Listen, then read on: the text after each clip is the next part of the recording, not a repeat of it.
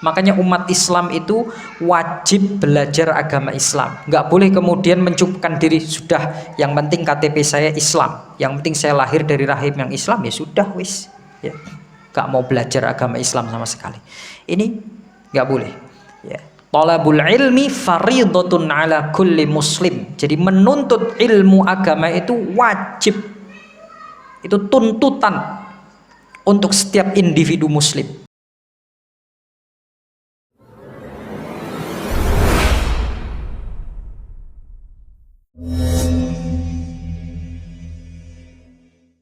Bismillahirrahmanirrahim.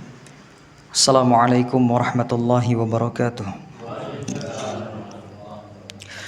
Innal hamdalillah nahmaduhu wa nasta'inuhu wa nastaghfiruh wa na'udzu billahi min shururi anfusina wa min sayyiati a'malina.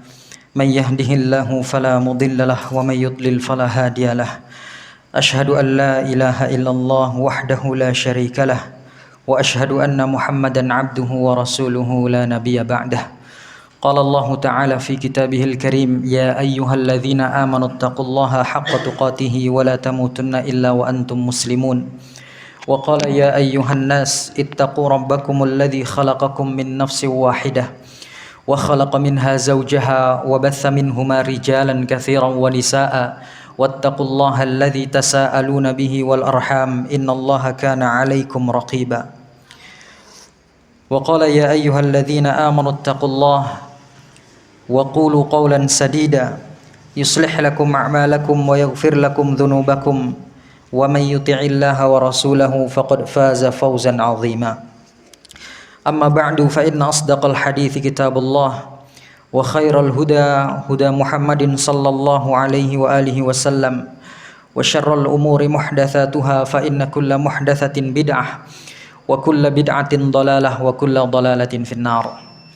Ma'asyiral muslimin rahimani wa rahimakumullah. Alhamdulillah, kita bersyukur kepada Allah Subhanahu wa taala, malam hari ini kita bisa berkumpul kembali di tempat yang mulia ini dalam suasana mendekatkan diri kepada Allah Subhanahu wa taala dengan menuntut ilmu agama, yang mana ini merupakan salah satu kewajiban bagi kita semua.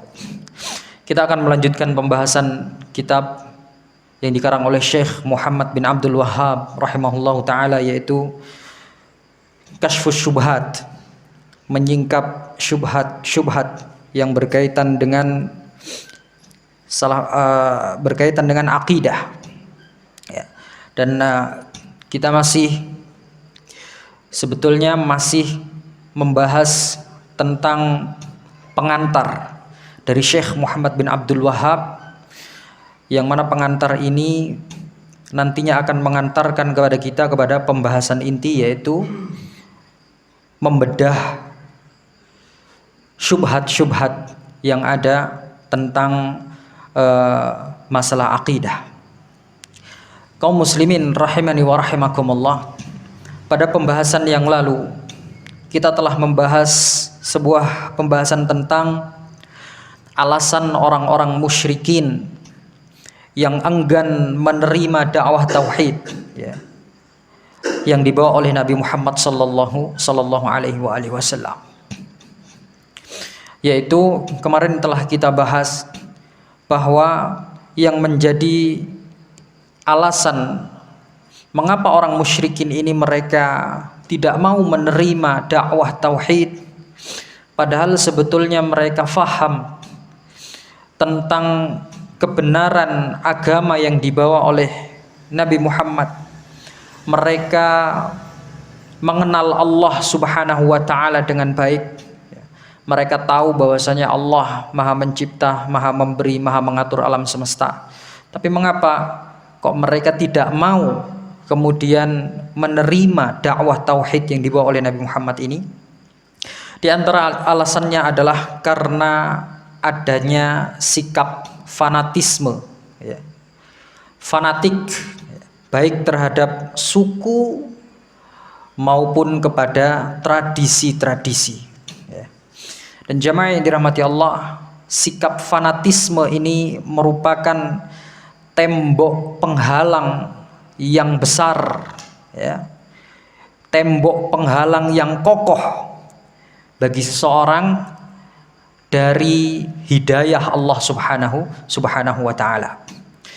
Seseorang yang benar-benar mengharapkan hidayah, yang benar-benar mengharapkan kebenaran tentang agama Islam ini, maka yang perlu dia siapkan adalah hati yang bersih dan dada yang lapang, ya, untuk menerima kebenaran. Karena kebenaran-kebenaran yang akan masuk ke dalam hatinya itu pasti nanti akan bertolak belakang dengan jiwanya. Ya, maka kalau dia tidak membersihkan dulu hatinya, tidak melapangkan dadanya untuk menerima kebenaran itu, maka dia tidak akan pernah selamanya mendapatkan kebenaran. Ibaratnya orang yang hendak mengisi air ke dalam gelas, ya, ke dalam gelas. Orang yang ingin mengisi air ke dalam gelas ini, maka dia harus menyingkirkan penutupnya terlebih dahulu, ya, agar air tersebut bisa masuk ke dalam gelas. Seseorang yang ingin mengisi gelas, tapi dia terlalu sayang terhadap penutupnya, dia tidak mau menghilangkan penutupnya, maka selamanya dia tidak akan pernah bisa memasukkan air itu ke dalam gelas. Ya, pun demikian dengan orang yang mengharapkan hidayah Allah Subhanahu wa taala. Ketika seorang itu berharap mendapatkan hidayah, maka dia harus benar-benar membuka hatinya dari perkara-perkara yang dapat menutup hatinya tersebut. Dan di antara perkara yang dapat menutup hati seseorang dari hidayah Allah adalah sikap fanatisme, ya. Fanatis terhadap suku, fanatis terhadap tradisi dan lain sebagainya. Maka selama seorang itu masih mempunyai sikap fanatisme di dalam dirinya, akan sulit baginya untuk menerima kebenaran dari Allah Subhanahu wa taala. Dan realita ini sudah terbukti dari masa ke masa. Bahkan dari sebelum zamannya Nabi Muhammad SAW pun, ya, yang menjadi penghalang manusia untuk menerima dakwah tauhid ini adalah karena sikap fanatis, ya, fanatisme kepada suku atau kepada tradisi sampai saat ini. Kemudian jamaah yang dirahmati Allah Subhanahu wa taala, di antara pula yang membuat orang-orang musyrikin ini menolak kebenaran tauhid adalah karena kaum musyrikin itu faham terhadap makna tauhid. Mereka mengerti konsekuensi dari mengucapkan kalimat tauhid itu, ya. Orang-orang musyrikin itu, terutama orang-orang Arab itu, ya, mereka mengerti bahwa ketika sekali saja mereka mengikrarkan kalimat tauhid la ilaha illallah, maka konsekuensinya mereka harus meninggalkan seluruh dewa-dewa atau sesembahan-sesembahan yang selama itu mereka sembah. Mereka harus meninggalkan Latta, mereka harus meninggalkan Uzza yang selama ini mereka agung-agungkan, dan mereka hanya boleh kemudian menyembah Allah Subhanahu wa taala saja. Ya. Karena makna dari la ilaha illallah, para ulama mengatakan la ilaha illallah artinya adalah la ma'budah haqqun illallah. Tidak ada ilah. Ilah itu adalah ma'luh. Ma'luh itu yang diibadahi, yang disembah. Maka tidak ada yang disembah, tidak ada sesuatu yang benar, yang dibenarkan untuk disembah illallah, kecuali Allah Subhanahu wa taala. Dan orang musyrik paham ini. Ketika mereka mengikrarkan kalimat ini, berarti konsekuensinya Tuhan-Tuhan yang selama ini mereka sembah dan mereka agungkan harus mereka tinggalkan, dan mereka hanya boleh menyembah Allah Subhanahu wa taala saja. Ya. Maka karena pemahaman inilah kemudian mereka tidak mau mengucapkan dan mengikrarkan kalimat tauhid, ya. Bahkan apa? Bahkan mereka lebih memilih untuk bermusuhan dengan Rasulullah SAW yang mendakwahkan kalimat ini. Bahkan mereka lebih memilih untuk berperang, ya, untuk saling menumpahkan darah daripada harus mengucapkan perkataan yang mulia, yaitu kalimat tauhid ini. Kemudian mungkin ada di antara kita yang beranggapan atau yang mengatakan seharusnya kenapa sih memang kalau cuman mengucapkan saja la ilaha illallah, ya udahlah lebih baik diucapkan saja ya, daripada nanti timbul permusuhan, daripada timbul peperangan, daripada nanti timbul kekacauan dan keributan. Mending diucapkan saja la ilaha illallah. Apa beratnya, apa susahnya hanya mengucapkan kalimat itu saja ya. Toh yang penting hatinya tidak mengimani ya. Maka jamaah yang dirahmati Allah subhanahu wa ta'ala, orang-orang musyrik di masa lalu itu, terutama bangsa Arab ya, mereka itu sangat menjaga komitmen dari perkataan mereka.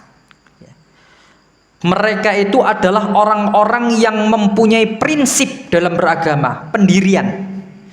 Jadi ketika mereka mengikrarkan sesuatu, maka mereka harus menjaga komitmen dari ucapannya itu.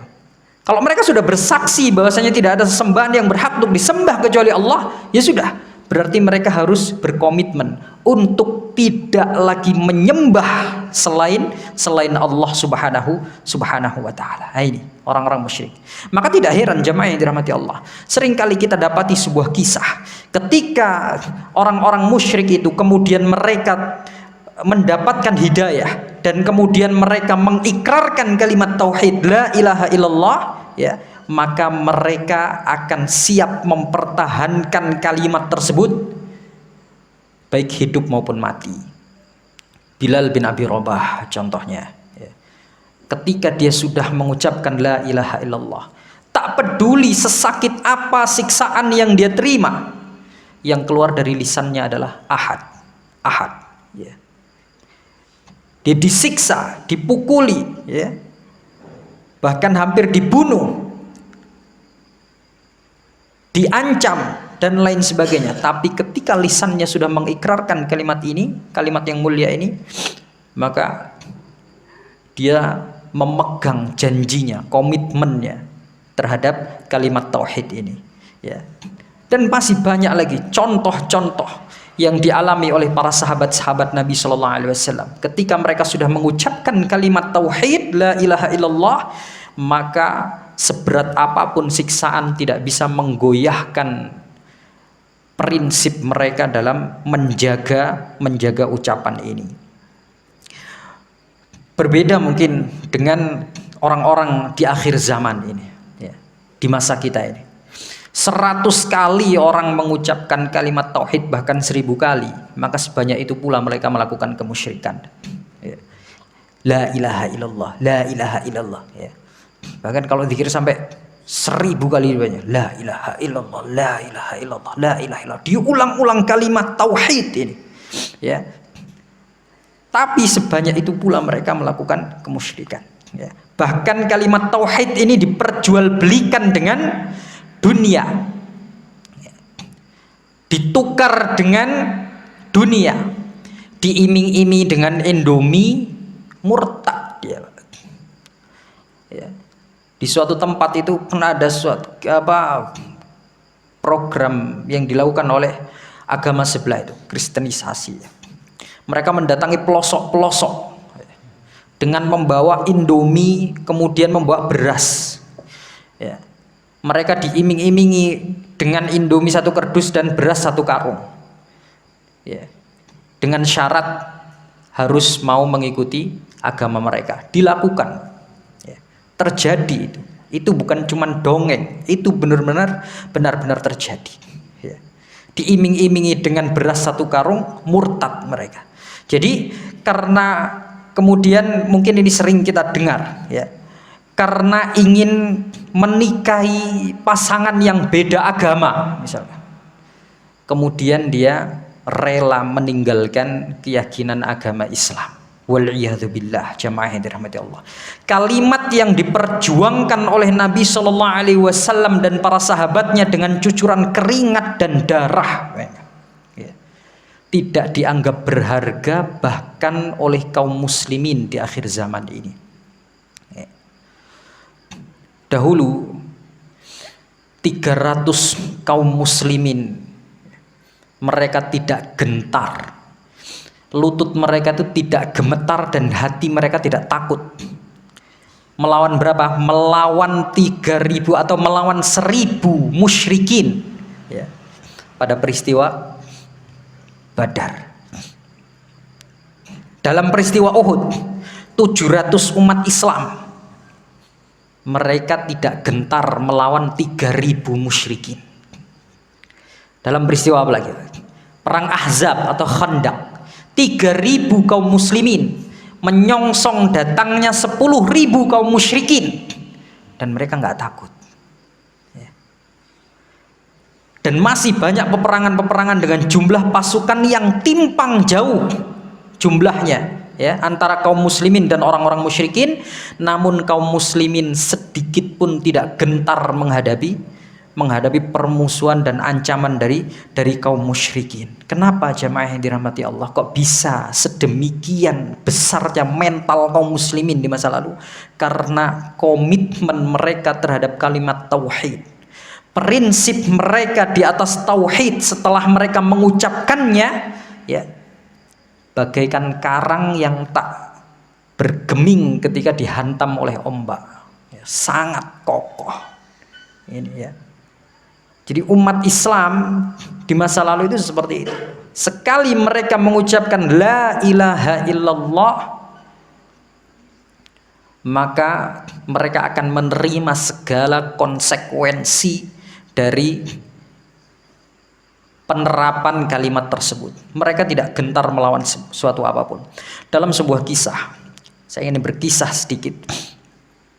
Dahulu peristiwa perang Uhud terjadi 3 tahun setelah hijrahnya Nabi Shallallahu Alaihi Wasallam ke Madinah. Jadi pada tahun ketiga Hijriah, tepatnya tanggal 15 Syawal, terjadi perang Uhud. Sebagaimana kita tahu, di perang Uhud ini kaum muslimin mengalami kerugian yang besar akibat beberapa sahabat yang tidak patuh terhadap komando dari Nabi Shallallahu Alaihi Wasallam. Nabi mengatakan kepada penjaga Uhud yang ada di atas bukit untuk tidak turun apapun yang terjadi, walaupun mereka melihat kaum muslimin berebut ghanimah atau mereka melihat kaum muslimin dimutilasi, jangan sampai meninggalkan bukit ini, karena ini kunci, kuncinya ada di sini. Tapi mereka mengabaikan komando dari Nabi ini. Ketika mereka melihat kaum musyrikin lari tunggang langgang meninggalkan harta ghanimah mereka, dan mereka melihat saudara-saudaranya di bawah berebut ghanimah, mereka tidak bisa menahan hasrat untuk ikut berebut ghanimah. Akhirnya mereka turun. Sebagian besar dari mereka turun. Ternyata betul, ya. Hal ini dimanfaatkan oleh Khalid bin Walid sebelum beliau masuk Islam untuk menyerang balik umat Islam. Dan terjadilah apa yang terjadi sebagaimana yang kita tahu. Kaum muslimin kalah ya. Banyak kaum muslimin yang terluka parah, bahkan terbunuh syahid, menjadi syuhada. Bahkan Nabi Shallallahu Alaihi Wasallam terpojok sampai rahangnya pecah ya. Kondisi kaum muslimin sangat sulit pada saat itu ya. Sampai kemudian memaksa kaum muslimin mundur perlahan meninggalkan medan peperangan. Nah, setelah peristiwa perang Uhud ini jamaah yang dirahmati Allah, kondisi kaum muslimin itu masih banyak yang luka-luka parah ya. Pada tanggal 16 Syawal, esok harinya, ketika kaum musyrikin ini sedang pulang, perjalanan pulang ke Mekah, dipimpin oleh Abu Sufyan bin Harb ya. Pada saat itu kaum musyrikin ini mereka sedikit menyesal. Menyesalnya kenapa? Kenapa ya kok nggak kita habisin sekalian kaum muslimin itu? Mumpung mereka dalam kondisi lemah, ya nggak kita bunuh aja semuanya. Ya. Mumpung kondisi mereka sedang lemah. Gitu. Kemudian di tengah perjalanan pulang ke Mekah, akhirnya mereka berhenti dan mereka bertekad, ya sudah kalau gitu kita balik. Kita kejar kaum muslimin, kita habisi semuanya ya. Sisa-sisa kekuatan kaum muslimin itu kita habisi semua, Kata orang-orang musyrik demikian. Nah, Nabi Muhammad SAW jamaah yang dirahmati Allah, yang mendengar berita ini, beliau langsung mengutus salah seorang sahabatnya untuk menyerukan jihad kembali. Dan beliau mengatakan, memberikan ultimatum kepada semua yang kemarin ikut perang Uhud, hari ini harus ikut semuanya. Alhasil 70 pejuang kesatria kaum muslimin, mereka berangkat untuk menyongsong ancaman dari kaum musyrikin. Pada saat itu, Pak, jamaah yang dirahmati Allah, luka mereka itu dalam keadaan masih menganga, darah mereka masih mengucur, rasa sakit dari peperangan kemarin itu masih belum hilang, masih baru sehari, baru kemarin mereka baru istirahat di rumah, oleh Rasulullah sudah diseru untuk ikut berjihad lagi. Apakah mereka menolak? Enggak.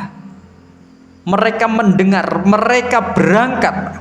Bahkan disebutkan ada 2 orang pemuda, adik kakak. 2 orang pemuda ini dalam kondisi seluruh tubuhnya penuh dengan luka parah. Ya. Saudaranya lebih parah lagi. Ya. Wallah alam, adiknya atau kakaknya. Yang jelas salah satu di antara mereka ada yang lukanya sangat parah sekali. Ketika 2 orang ini, 2 pemuda ini mendengar, 2 bersaudara ini mendengar seruan jihad lagi dari Rasulullah SAW, ya, mereka yang dalam kondisi terluka parah itu tadi, satu sama lain langsung saling melihat, ya. Jadi saling melihat satu sama lain. Kemudian mereka mengatakan, apakah peperangan bersama Rasulullah kali ini akan kita lewatkan begitu saja? Sedangkan mereka masih dalam kondisi terluka parah, seluruh tubuhnya penuh dengan luka-luka menganga, darahnya pun masih segar, ya, bercucuran. Alhasil apa yang terjadi? Mereka berdua berdiri, berjalan sambil tertatih-tatih untuk mengikuti perang bersama Rasulullah. Mereka tidak mau melewatkan kesempatan untuk berperang bersama Rasulullah SAW. Sampai sedemikian rupa mereka menjaga kalimat tauhid yang telah mereka ikrarkan itu, Pak. Bahkan di tengah jalan saudaranya itu saking parahnya lukanya sampai pingsan. Akhirnya digendong. Digendong bukan dibawa pulang, enggak, tapi dibawa ke titik kumpul bersama kaum muslimin untuk menyongsong kaum musyrikin lagi. Ya. Dan ini mereka lakukan, ya. Sampai seperti itu jamaah yang dirahmati Allah, gambaran kaum muslimin di masa lalu dalam memperjuangkan kalimat yang oleh orang kaum muslimin sekarang dianggap sangat remeh, ya. Orang kaum muslimin sekarang mengucapkan la ilaha illallah tapi tidak tahu maknanya, sehingga mereka dengan mudah menukar kalimat tauhid yang dahulu diperjuangkan oleh Rasulullah dan para sahabatnya dengan cucuran darah dan keringat itu, ya, dengan duniawi, dengan sedikit imbalan duniawi. Nah, dari sini, dari kisah sedikit ini jamaah yang dirahmati Allah, kita bisa memahami tentang bobot dan kualitas dari kalimat tauhid la ilaha illallah ini, ya. Di mata orang-orang yang beriman, kalimat tauhid la ilaha illallah ini mempunyai bobot yang sangat berat, ya, sampai-sampai nyawa mereka pun tidak ada harganya di hadapan kalimat ini. Mereka siap mengorbankan bukan hanya harta, bahkan jiwa dan raga pun mereka siap untuk mereka korbankan demi membela atau mempertahankan kalimat tauhid la ilaha illallah ini. Oleh karena itu kemudian Syekh Muhammad bin Abdul Wahhab rahimahullahu taala beliau mengatakan, fal ajabu mimman yadda'il Islam wa huwa la ya'rifu min tafsiri hadhil kalimah ma 'arafa juhal kufar, ya, ma 'arafahu juhalul kufar. Sungguh aneh, sekarang itu banyak orang-orang yang mengaku muslim tapi dia tidak mengetahui makna dari kalimat yang mulia ini, ya. Pemahamannya terhadap kalimat yang mulia ini, terhadap kalimat la ilaha illallah ini sangat buruk, bahkan melebihi juhalul kufar, ya, melebihi buruknya pemahaman juhalul kufar, orang kufar yang bodoh sekalipun. Orang kufar yang bodoh, mereka faham terhadap makna kalimat tauhid la ilaha illallah, sampai-sampai mereka tidak mau, sampai-sampai lisan mereka itu keluh untuk mengucapkan kalimat ini, karena mereka faham betul konsekuensinya. Ketika saya sudah mengucapkan kalimat ini, berarti konsekuensinya saya harus meninggalkan seluruh peribadatan saya kepada Allah. Ini pemahamannya orang kufar. Nah sekarang kaum muslimin, mereka mengucapkan la ilaha illallah tapi masih menyembelih untuk berhala. Mereka mengucapkan la ilaha illallah masih melarung sesembelihan di lautan. Mereka mengucapkan la ilaha illallah tapi masih berdoa meminta kepada kuburan-kuburan. Padahal itu semua adalah bagian dari ibadah. Kok kalah pemahaman mereka terhadap la ilaha illallah dibandingkan pemahamannya orang-orang musyrik, ya. Bal yadhunnu anna dzalika huwa at-talaffuz bi hurufiha min ghairi i'tiqadil qalbi li syai'in minal ma'ani. Orang-orang sekarang itu menganggap kalimat la ilaha illallah itu hanya kalimat tauhid biasa yang hanya sekedar ucapan lisan saja, ya, tidak ada maknanya sama sekali di dalam hati mereka, ya. Tidak ada keyakinan yang kuat terhadap kalimat yang mulia ini. Maka jamaah yang dirahmati Allah Subhanahu wa taala, kalau kita lihat memang kondisi kaum muslimin sekarang ini di akhir zaman ini seperti itu mayoritasnya, ya. Mereka hanya menjadikan kalimat la ilaha illallah itu di lisan saja, tapi amal perbuatannya jauh dari apa yang dituntut dari kalimat yang mulia itu. La ilaha illallah, la ma'budu haqqun illallah. Tidak ada sesembahan yang berhak disembah kecuali Allah. Artinya tidak boleh kita memperuntukkan peribadatan kepada selain Allah, ya. Tapi buktinya, ya, banyak kaum muslimin yang mengucapkan kalimat itu tapi masih melakukan kemusyrikan, ya. Banyak di antara kaum muslimin ini yang beragamanya hanya karena apa? Hanya karena warisan. Karena orang tuanya, bapak ibunya agamanya Islam, ya, dia lahir dari rahim orang Islam, maka dia pun akhirnya ikut-ikutan beragama Islam, tapi tidak pernah mau belajar tentang agama Islam, tidak pernah mau tahu tentang agamanya sendiri, ya. Sehingga apa konsekuensinya? Banyak kaum muslimin, ya, yang kemudian tidak tahu rukun Islam itu apa. Miris, Pak. Ya, pemuda-pemuda kaum muslimin sekarang juga, antum tanya, ya, rukun Islam ada berapa? Mungkin hanya tahu jumlahnya aja. Oh 5. Tanya coba. Yang pertama apa? Yang kedua apa? Yang ketiga. Ya. Banyak di antara pemuda-pemuda Islam yang diharapkan mereka itu menjadi penerus dalam generasi agama Islam yang akan membela agama Islam ini, justru mereka tidak faham terhadap rukun Islam, terhadap perkara agama Islam yang sederhana dan yang paling dasar. Ditanya rukun iman, jawabnya sudah belepotan. Oh ada berapa ya? Nggak yakin jawabnya. Oh kayaknya ada 6 deh. Kayaknya. Ya. Ditanya yang pertama apa? Nggak tahu. Rukun iman yang kedua apa? Nggak tahu, dan lain sebagainya. Atau tahu pun paling diacak-acak. Nah, ini menunjukkan bahwa memang kualitas agama Islam orang-orang di akhir zaman ini sangat buruk. Apalagi kalau ditanya rukun ihsan, wah jauh. Islam nggak tahu, iman nggak tahu, apalagi ihsan, sangat jauh sekali, ya. Sehingga jamaah yang dirahmati Allah Subhanahu wa taala, kondisi seperti inilah yang membuat umat Islam akhirnya mengalami kemunduran. Dan akhirnya apa?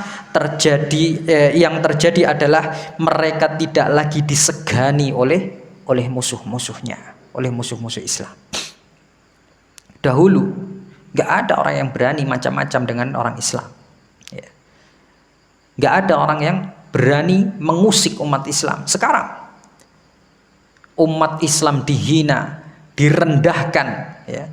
Walaupun jumlah kaum muslimin itu banyak. Nggak usah kita bicara jauh-jauh, di negeri kita, di negeri yang katanya jumlah penduduk muslimnya paling banyak, tapi agama Islam dijadikan mainan. umat Islam seolah-olah tidak ada harga dirinya, ya. Dicaci maki, dihina, agama dipermainkan. Kemarin ada yang meludahi Al-Quran dan lain sebagainya. La haula wala quwata illa billah. Agama Islam diolok-olok, ya. Agama Islam tidak lagi dihargai, umatnya menjadi umat yang terbelakang. Karena apa? Tidak ada keimanan, karena mereka bodoh terhadap agamanya, ya. Pemuda-pemuda Islam sekarang malu mensyiarkan agama Islam, itu malu, ya. Kelihatan dia sebagai orang muslim itu malu, seolah-olah agama Islam ini adalah agama yang terbelakang, agamanya orang primitif, agamanya orang yang ketinggalan zaman, agamanya orang yang kuno. Mereka membaca Al-Quran di hadapan umum, di hadapan halayak ramai, malu. Tapi kalau nyanyi joget-joget, mereka bangga membaca Al-Quran. Wallahi malu, ya. Nggak ada orang yang, atau jarang sekali ada pemuda-pemuda yang kemudian duduk di halayak ramai di alun-alun misalnya membaca Al-Quran. Nggak ada, bahkan mungkin nggak bisa bacanya, ya. Dan ini sangat memalukan sekali menjadi umat Islam seperti ini, ya. Mereka malu mengidolakan tokoh-tokoh kaum muslimin, ya. Menganggap tokoh-tokoh kaum muslimin itu tidak keren, ketinggalan zaman. Justru bangga kalau mengidolakan orang-orang kufar, bangga ketika mereka mempunyai style dengan atau sesuai dengan orang-orang kufar, bangga meniru gaya hidup orang-orang kufar, itu bangga. Kalau meniru gaya hidup Rasulullah malu, ya. Padahal Allah Subhanahu wa taala berfirman apa? Wala tahinu wala tahzanu wa antumul a'laun. Kamu kalau jadi orang Islam, kalau jadi orang yang beriman itu la tahinu wala tahzanu. Jangan kamu takut, jangan kamu sedih, jangan takut dihina, jangan takut, jangan merasa lemah, ya. Wala tahzanu, jangan gelisah, jangan sedih menjadi umat Islam. Itu harusnya bangga. Karena apa? Wa antumul a'laun, kamu itu tinggi derajatnya di hadapan Allah Subhanahu wa taala. In kuntum mu'minin, kalau kamu benar-benar beriman, jangan malu menjadi umat Islam. Bangga mensyiarkan agama Islam itu seharusnya menjadi kebanggaan tersendiri, ya. Jadi menjadi umat Islam itu tidak boleh minder, ya. Tidak boleh minder, harus bangga dalam mensyiarkan agama Islam. Nah, jamaah yang dirahmati Allah Subhanahu wa taala, kesimpulan pada pembahasan ini dan pembahasan-pembahasan yang telah kita lalui sebelumnya adalah bahwa Syekh Muhammad bin Abdul Wahhab rahimahullahu taala, beliau ingin mengajarkan kepada kita yang pertama tentang definisi tauhid, ya. Bahwa tauhid itu adalah ifradullah bil ibadah, mengesahkan Allah dengan ibadah. Kemudian beliau ingin menjelaskan kepada kita tentang kedudukan tauhid, ya, di dalam agama Islam ini. Bahwa tauhid itu memiliki kedudukan yang sangat sentral sekali, yang sangat penting di dalam agama Islam. Bahkan itu kunci agama Islam, tauhid ini, la ilaha illallah ini, ya. Kemudian beliau ingin menjelaskan bagaimana keberagaman sikap umat manusia dalam menyikapi tauhid ini, bahwa banyak di kalangan kaum muslimin ini yang ternyata salah kaprah dalam memaknai la ilaha illallah, dan mereka salah dalam menyikapi kalimat tauhid ini. Maka kita tidak boleh mengikuti kebanyakan orang, ya. Bahwa ketika kita sudah mengikrarkan kalimat tauhid ini, la ilaha illallah ini, maka kita harus memegang prinsip kita di atas tauhid ini. Tidak boleh kemudian beragama Islam itu mencela-menceli, ya. Yang lain ke kanan kita ikut ke kanan, nanti yang lain ke kiri kita ikut ke kiri, ya. Masyarakat menyembah kuburan kita pun ikut, ya. Masyarakat kemudian melakukan sesaji-sesajian ke lautan kemudian kita ikut dan lain sebagainya, tidak boleh. Kita sebagai umat Islam harus mempunyai prinsip dalam beragama. Kita harus mempunyai komitmen terhadap ucapan kita, terhadap ikrar kita bahwasanya tidak ada sesembahan yang berhak disembah kecuali Allah Subhanahu wa taala. Kemudian Syekh Muhammad bin Abdul Wahhab rahimahullahu taala, beliau mengatakan, wa'lam anna Allah Subhanahu wa taala min hikmatihi lam yab'ats nabiyyan bihadzal tauhid illa ja'ala lahu a'daan. Ketahuilah bahasanya Allah Subhanahu wa taala, termasuk dari hikmahnya adalah bahwa Allah itu tidak mengutus seorang nabi pun dengan membawa tauhid ini, melainkan Allah pasti akan menjadikan atau akan membuat musuh kepada nabinya yang membawa kalimat tauhid ini. Artinya jamaah yang dirahmati Allah, siapapun yang kemudian memikul tauhid ini, dia mengamalkan tauhid ini dan mendakwahkan tauhid yang benar ini, pasti akan ada musuhnya. Sebagaimana yang Allah Subhanahu wa taala firmankan di dalam surat Al-An'am ayat ke-112. Wa kadzalika ja'alna likulli nabiyyin aduwan syayatinal insi wal jin yuhi ba'duhum ila ba'din zukhrufal qawli ghurura. Dan demikianlah kami jadikan pada setiap nabi itu musuh. Dari kalangan siapa? Dari kalangan setan dan juga manusia maupun jin. Yang mana musuh-musuh itu saling menghasut antara satu dengan yang lainnya, saling membisikkan antara satu dengan yang lainnya perkataan-perkataan yang indah dengan tujuan untuk menipu kaum muslimin, menipu umat Islam, menipu ahli tauhid. Ya. Ini. Jadi musuh Allah, musuh bagi ahli tauhid itu merupakan sunnatullah, ya, merupakan sunnatullah pasti. Maka kalau kemudian kita ini memikul tauhid, kita mengaku menjadi ahli tauhid dan kita ingin mendakwakan tauhid, kemudian kita berangan-angan untuk tidak mempunyai musuh, mustahil, ya, nggak mungkin, pasti akan dimusuhi, ya, pasti akan dibenci, ya, itu sudah pasti, ya. Lantas bagaimana sikap kita? Apakah kemudian kita berhenti saja untuk mendakwahkan tauhid, ya, untuk menghindari permusuhan dari manusia, untuk menghindarkan diri dari kebencian umat manusia? Nah, ya, tidak. Kita tetap diperintahkan untuk mendakwahkan kalimat tauhid ini dengan sabar, ya. Dan kita harus yakin bahwasanya Allah Subhanahu wa taala pasti akan menolong hambanya yang menolong agamanya. Ya. Kata Allah, ihfazillah yahfazka. Jagalah Allah, niscaya Allah akan menjagamu. Menjaga Allah itu bagaimana maksudnya? Dulu ketika ada orang yang mengatakan jagalah Allah, maka Allah akan menjagamu. Ada seorang kiai yang mengatakan, ngapain Allah dijaga? Allah kok dijaga? Allah itu nggak perlu dijaga. Nah, bukan seperti itu maksudnya. Memang Allah secara zatnya tidak perlu dijaga. Allah maha kuat kok. Orang Allah yang menciptakan kita, bahkan alam semesta ini Allah yang menciptakan. Maksudnya ihfazillah, jagalah Allah, adalah jagalah agama Allah dari musuh-musuh Allah yang hendak memadamkan api, memadamkan cahaya agama Allah, ya. Perangi orang-orang yang hendak memadamkan agama Allah. Ini maksud menjaga agama Allah Subhanahu wa taala.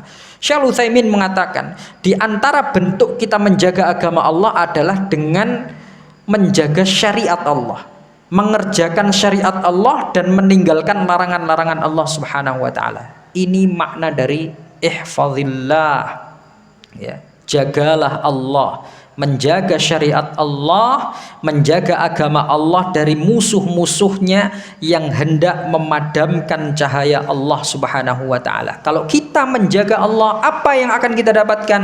Yahfazka, Allah akan menjagamu balik. Dan tidak ada satu zat pun yang paling sempurna penjagaannya kecuali Allah subhanahu wa ta'ala. Kita perumpamakan, misal kalau di belakang kita yang membackingi kita adalah orang yang kuat, misalkan punya power, kira-kira apakah masih ada ketakutan di dalam diri kita untuk melawan siapapun di bumi ini? Gak ada. Kalau di belakang kita ada orang yang mempunyai sumber dana yang sangat banyak, kira-kira kita akan sedih apa enggak menjalani kehidupan ini? Enggak akan, karena sumber dana lancar terus, kita enggak akan pusing. Karena biasanya umumnya yang membuat orang pusing itu adalah dana, ya. Enggak punya dana, pusing, utang sana, utang sini dan lain sebagainya, ya. Tapi kalau di belakang kita ada sumber dana yang sangat kuat, kita tidak akan takut. Demikian pula ketika di belakang kita ada backing, ada yang membackingi, yaitu orang yang kuat, maka kita tidak akan takut kepada siapapun, kita tidak akan gentar kepada siapapun, ya. Nah, kaum mukminin, ya, yang membackingi mereka itu adalah Allah subhanahu wa ta'ala. Yang menjamin rizkinya adalah Allah. Allah yang maha kuat, Allah yang maha kaya. Makanya orang yang beriman itu sifatnya apa? Mereka tidak punya rasa takut dan mereka tidak mempunyai rasa gundah, tidak sedih, ya. Ala inna auliya Allah la khaufun alaihim walahum yahzanun. Ketahuilah bahwa kekasih-kekasih Allah itu, wali-wali Allah subhanahu wa ta'ala itu, la khaufun alaihim, mereka nggak punya rasa takut. Kenapa? Karena mereka yakin di belakang mereka ada Allah yang maha kuat. Kalau sudah Allah subhanahu wa ta'ala yang maha kuat, yang menjaga dia, terus kepada siapa lagi dia harus takut? Ngapain dia takut? Gitu loh. Makanya Nabi Muhammad SAW, beliau tidak punya rasa takut sama sekali, ya. Yang beliau hadapi adalah kerajaan-kerajaan yang besar, Romawi, Persia dan lain sebagainya, ya. Sedangkan beliau dianggap oleh orang-orang Romawi dan Persia itu sebagai kaum primitif, kaum yang ketinggalan zaman, kaum yang buruk, yang rendah, sehingga tidak dipandang, ya. Tapi Rasulullah dengan berani menulis surat kepada raja-raja Romawi dan Persia. Bismillahirrahmanirrahim, ya. Min Muhammad, dari Muhammad kepada raja Persia, kepada raja apa? Romawi, ya. Aslim taslam, masuk Islam kau selamat. Itu yang diucapkan oleh Nabi Sallallahu Alaihi Wasallam. Apa nggak takut nanti kalau Nabi diserang oleh kerajaan-kerajaan yang besar itu? Enggak.